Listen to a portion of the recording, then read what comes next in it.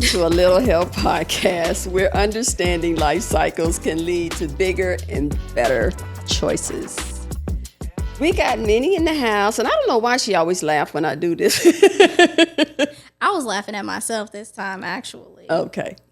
And then we got Mick in the background whenever she want to chime in. Okay, so we summing up. This is part 2 of the marriage, and she ready to just.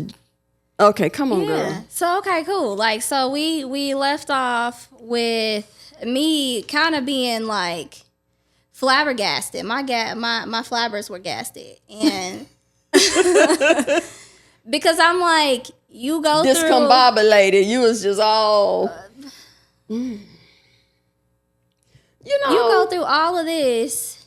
It's something that the stuff that we go through with men or men with women, vice versa, trying to find love in all the wrong places, trying to hold on, trying to change people, trying to make them to be who you want them to be, trying to make them to be that better person for you. Loving the potential, what you saw at first. What you saw in the beginning of the relationship, you hold on to what you saw in the beginning. Mm-hmm. You know, you're living off of that. You're hoping that come back. You know, that hope, keep hope alive. You know, and it don't. And so, it don't. Tell me, what were you holding on to when it came to that relationship? I mean, he was a wonderful person. Like you said, you know, in the beginning, he had such a good heart. He was so helpful. You know, he was good with the kids. He was helpful with the kids. You know, he was funny as hell. He was a fun guy. Mm-hmm. He was a fun guy. You know, he was a loving person. He really was. He was all of that. Something? One day, you know, when I get off work, I don't have a lot of words. I need to like decompress. And so I'll go upstairs. I will come home and be like, I'm so hungry. I'm going to go upstairs. I'm going to change my clothes immediately. And I'm going to come back down here. And then it'll be like an hour before I come back downstairs. Where are we going with this? So when I decompress, I usually like am scrolling on my phone. Tell me why one day I'm just scrolling on my phone, like watching videos on Instagram or TikTok, something like that. Mm-hmm. And I come across a video of somebody singing These Last $2. I was like, well, I'll be. If that's not a sign.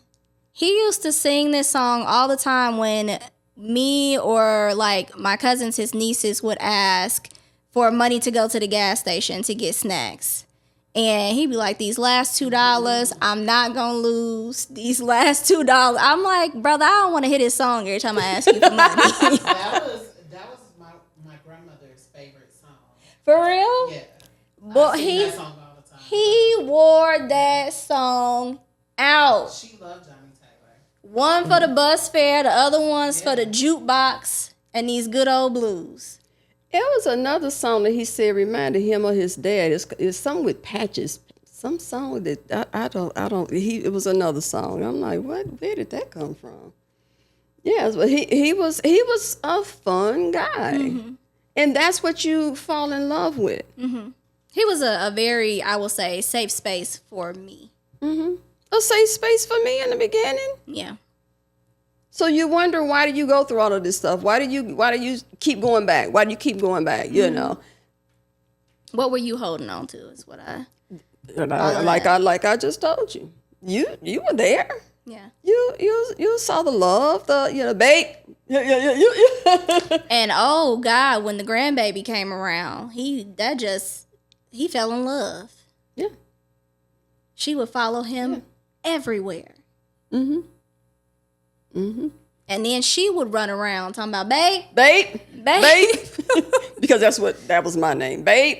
So then the grandbaby started, babe. I was like, yeah. But that's what you fall in love with. And you can understand why people do the back and forth. Is it right? Is it good for you? Absolutely not. Mm-hmm. You know, a lot of times, God wants us to learn the lesson on the first hit.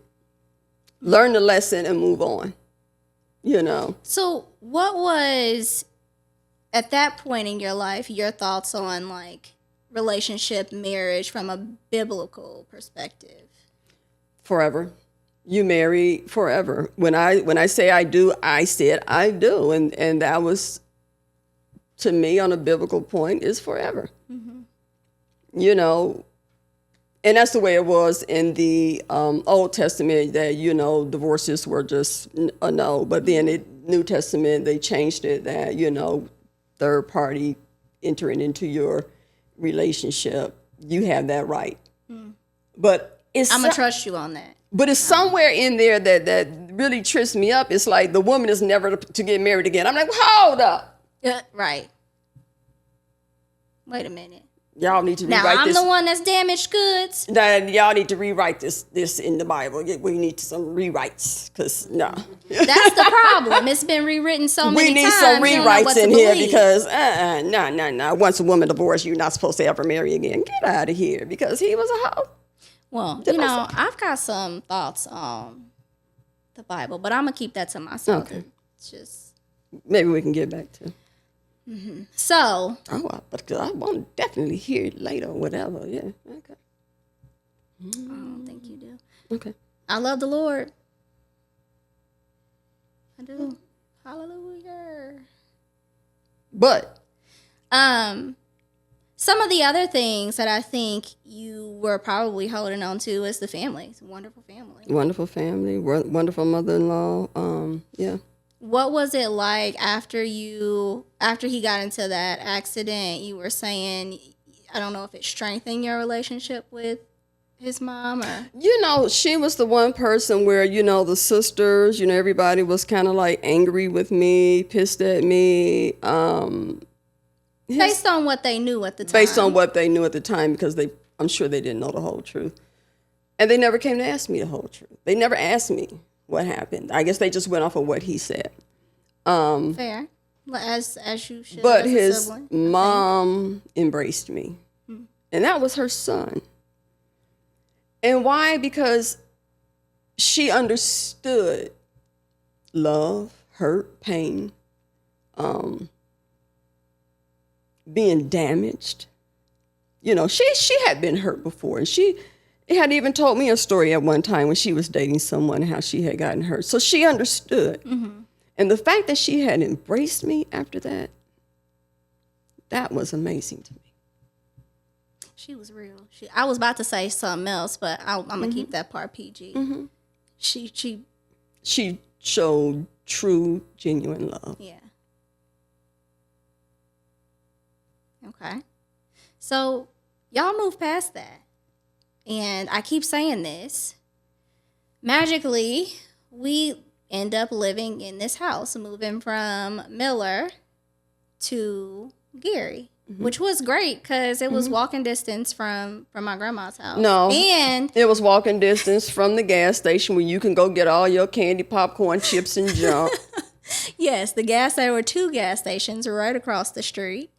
And what was even better, it was like 2 blocks away from Harold's Chicken, and you know that's my shit. And you had the hot dog stand right in the opposite direction. Right there, right across the street. Where I used to go be like, so basically give me some fries with barbecue she can sauce go get all of the fat foods that she wanted without needing transportation. I could walk, and it was, and y'all trusted me to walk. Because I was like, middle school at that point? And this is why every time I asked him for money, he would sing that song. She wouldn't come ask me for money. I got allowance from you. I didn't need to ask you for money. Because that was it. I didn't want to spend my allowance. You didn't want to spend your allowance, so you went to him and got money. Right. God, dog. Okay. So anyway. Slickster. We end up in this house. I've got my own room. I paint it how I want. It was not the best choice. At all. But it was nice. You had a wall orange and one yellow. That was in the other house. That was in your last house. And that wasn't a good choice either. But hey, I'm going to just put it out there and say, you allowed me to do this stuff. It was actually a pink and brown room. Pink and brown. Oh, jeez. It was not a good choice. But you let me do it, so I blame you. That was your room. I didn't have to sleep in there. Whatever. How do we end up here? How do we end up moving into this house? After the accident, and I was done. I moved on. Wasn't answering no calls. Time had went past, and How much time? I don't remember. Was it like months? I'm sure, but I don't remember. And he came and begged and cried and just kept calling, and I got this house. I got this house. You know, I want you to look at it. You know, I want us to move in. I'm ready. You know, yeah. So what made you say yes? Going back to hoping you can get what you had in the beginning. You know, I am curious about this. So we talked about, you know, how wonderful his family was. It's like maybe this will change. Maybe he'll changed after this. But go ahead. What did your family think about all of this that you were going through? Your decision to stay, your decision to eventually get You married. know, I really didn't talk to my family a lot about my relationship and things that went down or things that happened or things that, you know, so Good for you. what they knew, I really don't even think, I didn't, they weren't the people that I went to talk to about my situations and my problems. I went to my girlfriends. Okay. I didn't go to my sisters. I didn't go to my mom. I didn't go to my brothers. I didn't go, you know, I went to my girlfriends. So then what did they have to say? They knew how I felt. They knew us. You know, they knew how we were. They knew the love. They knew the pain. They knew the good, the bad, and the ugly. They knew it all. So they understood.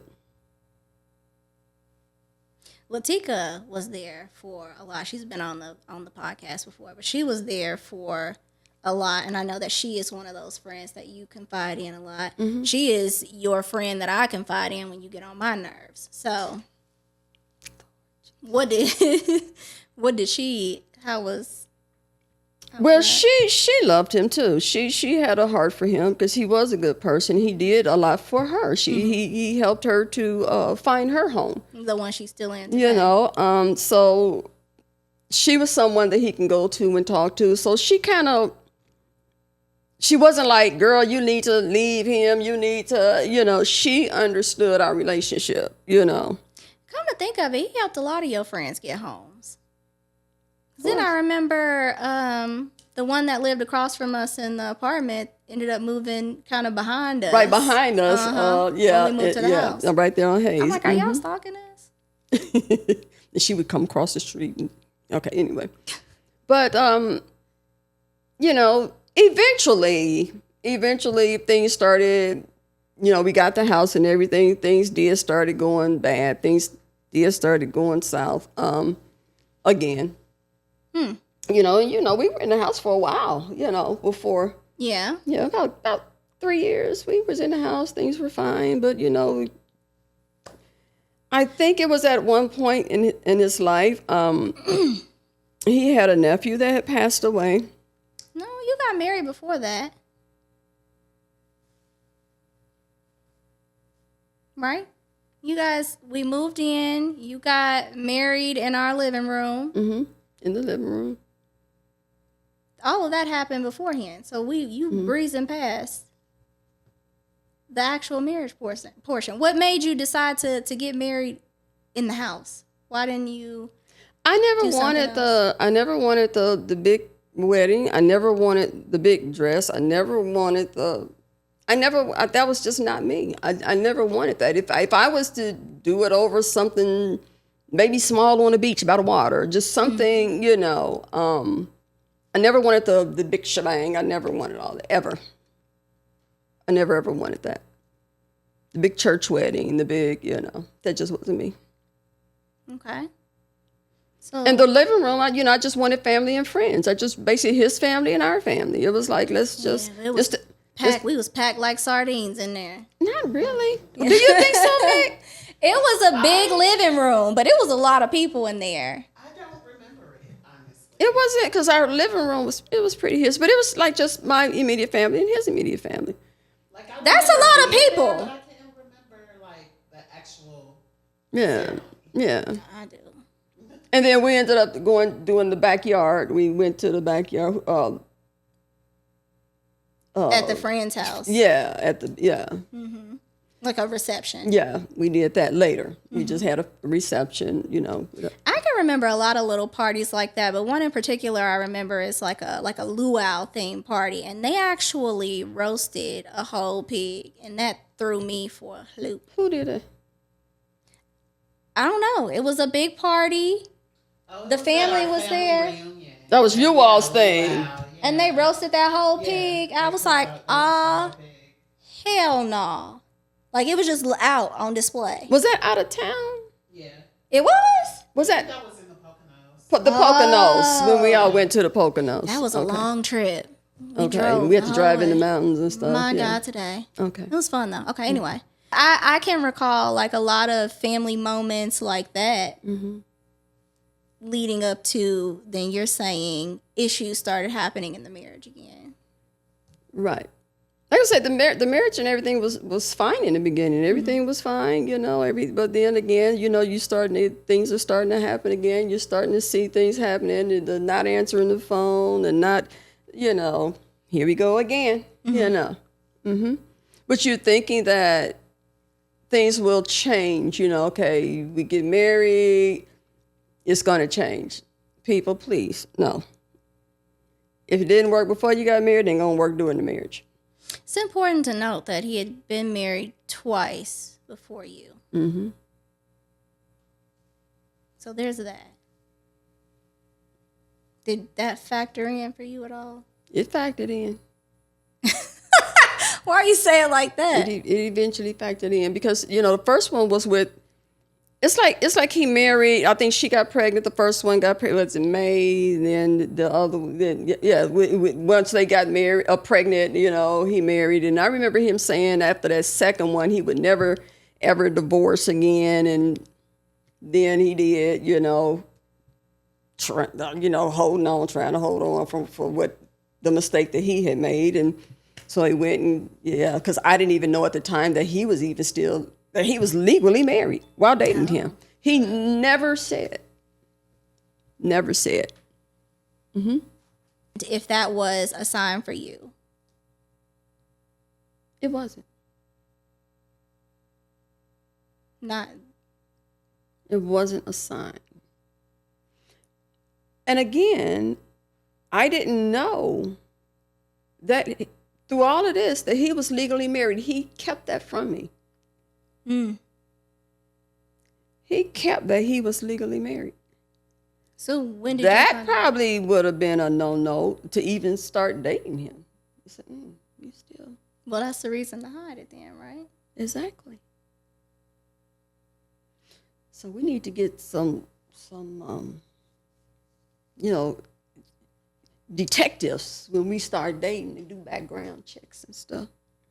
I don't know. Some of these men these days are dumb criminals, and they just come right out with it, which I guess I can say And I back in the day, appreciate. they didn't. They hid it. I guess I can say I appreciate it now because I ain't got to do all that extra work. They just gonna tell you, Yeah. this is what it is, and a lot of women just want the truth because you got some women that if you just be straight up and honest with them, say, hey, this is who I am, you know, I like this, that, I date around, some, you know, I just want to be friends with benefits, sex, whatever, we can go hang out every now and then. Some women just want that. Yeah. And they'll be like cool with it because they hoeing just like you hoeing. So what kind of woman do you think that you were?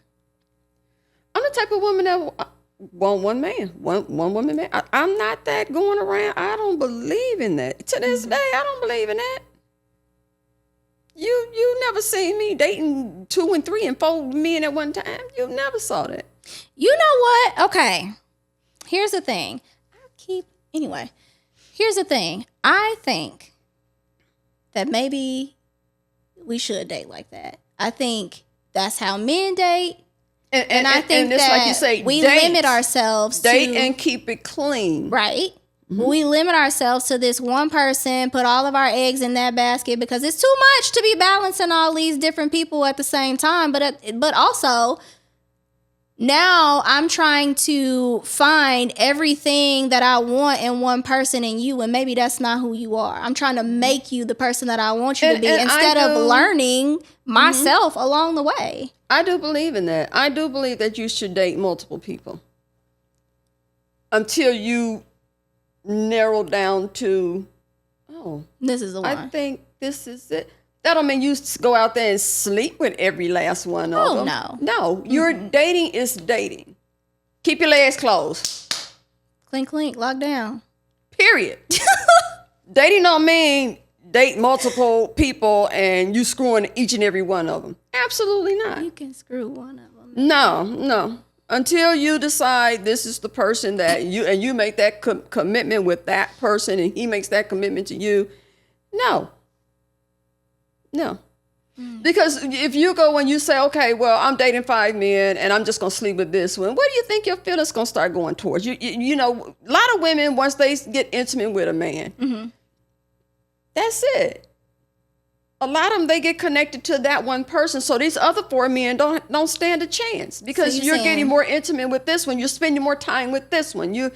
No. So when you say, like, you saying save yourself, but you mean, like, physically, mentally, emotionally, all of the above. No, you can't save yourself. Yeah, emotionally, you saying don't sleep with none of them. Don't sleep with them. But your heart is still in it. You know, your mind, your heart, your soul, everything is still in it because this is the way you're learning that person. We don't love these hoes. You may not love 3 or 4 of them. But your emotions and everything are still in it. But you don't have to physically, your body, you don't have to be physically in it. Mm-hmm. Y'all, we keep getting off on these tangents. So actually, we are going to end today's episode here. And we'll pick back up next week with what led to the actual divorce. What happened? It's a doozy, y'all. It's crazy. Okay. Continue to love, laugh, have faith, and believe in your dreams. God can do all things. Just ask for a little help. Peace.